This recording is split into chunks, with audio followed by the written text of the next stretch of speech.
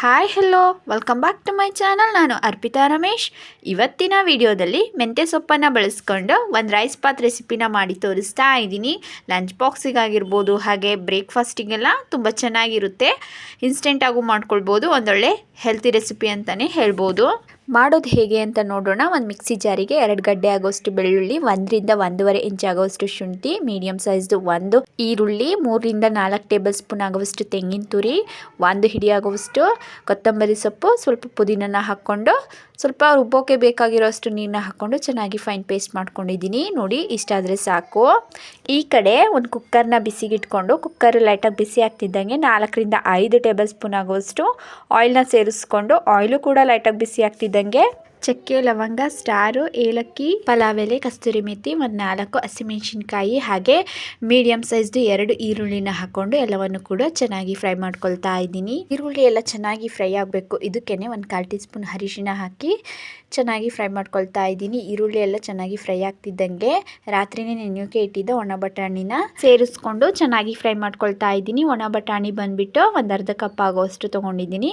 ಇದ್ರ ಜೊತೆಗೇನೆ 2 ಮೀಡಿಯಂ ಸೈಜ್ದು ಟೊಮೆಟೊನ ಸಣ್ಣದಾಗಿ ಹೆಚ್ಚಿ ಹಾಕೊಳ್ತಾ ಇದ್ದೀನಿ. ಟೊಮೊಟೊದು ಹಸಿ ವಾಸನೆ ಎಲ್ಲ ಹೋಗಿ ಚೆನ್ನಾಗಿ ಫ್ರೈ ಆಗಬೇಕು. 1-2 ನಿಮಿಷನಾದರೂ ಫ್ರೈ ಮಾಡ್ಕೊಳ್ಬೇಕಾಗುತ್ತೆ. ಇದಕ್ಕೆ ಇವಾಗ ರುಬ್ಬಿಟ್ಕೊಂಡಿರುವಂತಹ ಮಸಾಲೆನ ಸೇರಿಸ್ಕೊಂಡು ಚೆನ್ನಾಗಿ ಮಿಕ್ಸ್ ಮಾಡ್ಕೊಳ್ತಾ ಇದ್ದೀನಿ. ಯಾವುದೇ ಇಂಗ್ರೀಡಿಯೆಂಟ್ಸ್ನು ಫ್ರೈ ಮಾಡದೆ ಹಾಗೆ ಹಸಿದೇ ರುಬ್ಬಿರೋದ್ರಿಂದ ಮಸಾಲೆದು ಹಸಿ ವಾಸನೆ ಹೋಗೋ ತನಕ ಚೆನ್ನಾಗಿ ಹುರ್ಕೋಬೇಕಾಗುತ್ತೆ. ಇದಕ್ಕೇನೆ 1 ಟೀ ಸ್ಪೂನ್ ಆಗುವಷ್ಟು ಧನಿಯಾ ಪೌಡರ್, 1/4 ಟೀ ಸ್ಪೂನ್ ಆಗುವಷ್ಟು ಗರಂ ಮಸಾಲನ ಹಾಕ್ಕೊಂಡು ಚೆನ್ನಾಗಿ ಮಿಕ್ಸ್ ಮಾಡ್ಕೊಳ್ತಾ ಇದ್ದೀನಿ. ಈ ಗ್ರೀನ್ ಮಸಾಲೆದು ನೀರೆಲ್ಲ ಸೀದು ಎಣ್ಣೆ ಬಿಟ್ಕೊಳ್ಳೋಕೆ ಸ್ಟಾರ್ಟ್ ಆಗಬೇಕು. ಅಲ್ಲಿ ತನಕ ಚೆನ್ನಾಗಿ ಫ್ರೈ ಮಾಡ್ಕೊಳ್ತಾ ಇದ್ದೀನಿ. ನೋಡಿ, ಇವಾಗ ಎಣ್ಣೆ ಬಿಟ್ಕೊಳ್ಳೋಕ್ಕೆ ಸ್ಟಾರ್ಟ್ ಆಗಿದೆ. ಹೀಗೆ ಹಸಿ ವಾಸನೆ ಹೋಗೋ ತನಕ ಮಸಾಲೆನೆಲ್ಲ ಚೆನ್ನಾಗಿ ಹುರಿದ್ರೆ ಪಲಾವ್ ಅನ್ನೋದು ಚೆನ್ನಾಗಿ ಬರುತ್ತೆ. ಇವಾಗ ಇದಕ್ಕೆ 1 ಕಟ್ ಆಗುವಷ್ಟು ಮೆಂತ್ಯ ಸೊಪ್ಪನ್ನು ಚೆನ್ನಾಗಿ ತೊಳೆದು ರಫ್ ಆಗಿ ಕಟ್ ಮಾಡಿ ಸೇರಿಸ್ಕೊಳ್ತಾ ಇದ್ದೀನಿ. ಈ ಮಸಾಲೆ ಜೊತೆಗೆ ಈ ಮೆಂತ್ಯ ಸೊಪ್ಪು ಅಂತ ಅನ್ನೋದು ಚೆನ್ನಾಗಿ ಫ್ರೈ ಆಗಬೇಕು. ಹೀಗೆ ಒಗ್ಗರಣೆ ಜೊತೆನೆ ಈ ಮೆಂತ್ಯ ಸೊಪ್ಪನ್ನು ಫ್ರೈ ಮಾಡ್ಕೊಳ್ಳೋದ್ರಿಂದ ಆ ಸೊಪ್ಪಿನಲ್ಲಿರೋ ಕಹಿ ಅಂಶ ಎಲ್ಲ ಚೆನ್ನಾಗಿ ಹೋಗುತ್ತೆ ಅಂತ. ಏನಿಲ್ಲ ಅಂದರೂ 3 ರಿಂದ 4 ನಿಮಿಷನಾದರೂ ಹೀಗೆ ಚೆನ್ನಾಗಿ ಫ್ರೈ ಮಾಡ್ಕೊಳ್ಳಿ, ಚೆನ್ನಾಗಿ ಬರುತ್ತೆ ಈ ಪಲಾವ್.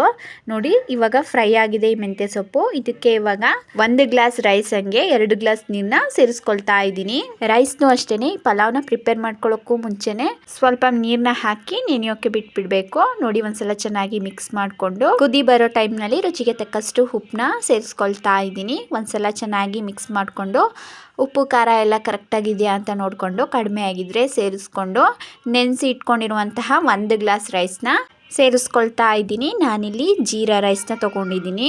ನೀವು ಯಾವುದೇ ರೈಸ್ನ ತೊಗೊಳ್ಳಿ, ಹೀಗೆ ನೆನೆಸ್ಬಿಟ್ಟು ಮಾಡೋದ್ರಿಂದ ತುಂಬ ಸಾಫ್ಟಾಗಿ ಉದುದ್ರಾಗಿ ಬರುತ್ತೆ ಈ ಪಲಾವು. ಒಂದ್ಸಲ ಚೆನ್ನಾಗಿ ಮಿಕ್ಸ್ ಮಾಡಿಕೊಂಡು ಇದನ್ನು ಕೂಡ ಕುದಿಯೋಕೆ ಬಿಟ್ಬಿಡೋಣ. ನೋಡಿ, ಇವಾಗ ಲೈಟಾಗಿ ಕುದಿ ಸ್ಟಾರ್ಟ್ ಆಗಿದೆ. ಈ ಟೈಮ್ನಲ್ಲಿ ಲಿಡ್ನ ಕ್ಲೋಸ್ ಮಾಡಿ 2 ವಿಷಲ್ ಹೊಡಿಸ್ಕೊಳ್ತಾ ಇದ್ದೀನಿ. ನೀವು ಹೇಗೆ ವಿಷಲ್ ಹೊಡಿಸ್ಕೊಳ್ತೀರಾ ಆ ಟೈಪ್ನಲ್ಲಿ ಒಂದಾದರೆ 1, ಇಲ್ಲಾಂದರೆ 2ನ ಹೊಡಿಸ್ಕೊಳ್ಳಿ. 2 ವಿಷಲ್ ಆಗಿದೆ. ಕುಕ್ಕರ್ ಕೂಡ ತಣ್ಣಗಾಗಿ ಓಪನ್ ಮಾಡಿ ತೋರಿಸ್ತಾ ಇದ್ದೀನಿ. ನೋಡಿ, ಎಷ್ಟು ಚೆನ್ನಾಗಾಗಿದೆ ಈ ಮೆಂತ್ಯ ಸೊಪ್ಪಿನ ಪಲಾವ್ ರೆಸಿಪಿ ಅಂತ. ಬಿಸಿ ಬಿಸಿಯಾಗಿ ಸರ್ವ್ ಮಾಡಿ ತಿಂತಾ ಇದ್ರೆ ತುಂಬ ರುಚಿಯಾಗಿರುತ್ತೆ. ಇದ್ರ ಜೊತೆಗೆ ಕಾಂಬಿನೇಷನ್ ಆಗಿ ಮೊಸರು ಬಜ್ಜಿ ಅಥವಾ ಕಾಯಿ ಚಟ್ನಿ ಜೊತೆ ಸರ್ವ್ ಮಾಡ್ಕೊಳ್ಳಿ, ತುಂಬ ರುಚಿಯಾಗಿರುತ್ತೆ. ನಾನಿಲ್ಲಿ ರೆಡ್ ಚಿಲ್ಲಿ ಪೌಡರ್ನ ಸೇರಿಸ್ಕೊಂಡಿಲ್ಲ, ನನ್ನ ಖಾರಕ್ಕೆ ತಕ್ಕಂಗೆ ಹಸಿಮೆಣಸಿನ್ಕಾಯಿನೇ ಸೇರಿಸ್ಕೊಂಡಿದ್ದೀನಿ. ಈ ಸಿಂಪಲ್ ಆ್ಯಂಡ್ ಟೇಸ್ಟಿ ಆಗಿರುವಂತಹ ಮೆಂತ್ಯ ಸೊಪ್ಪಿನ ರೈಸ್ ಬಾತ್ ಅಥವಾ ಪಲಾವ್ ರೆಸಿಪಿ ನಿಮಗೆ ಇಷ್ಟ ಆಗಿದ್ರೆ ಮನೇಲೊಂದ್ಸಲ ಟ್ರೈ ಮಾಡಿ. ಹೇಗೆ ಬಂತು ಅಂತ ಕಮೆಂಟ್ ಸೆಕ್ಷನಲ್ಲಿ ಕಮೆಂಟ್ ಮಾಡಿ ತಿಳಿಸಿ. ಹಾಗೆ ಲೈಕ್ ಮಾಡಿ, ಶೇರ್ ಮಾಡಿ. ಇನ್ನಷ್ಟು ಈಸಿ ರೆಸಿಪೀಸ್ಗೋಸ್ಕರ ನಮ್ಮ ಚಾನಲ್ನ ಸಬ್ಸ್ಕ್ರೈಬ್ ಮಾಡ್ಕೊಳ್ಳೋದಂತೂ ಮರಿಬೇಡಿ. Thank you.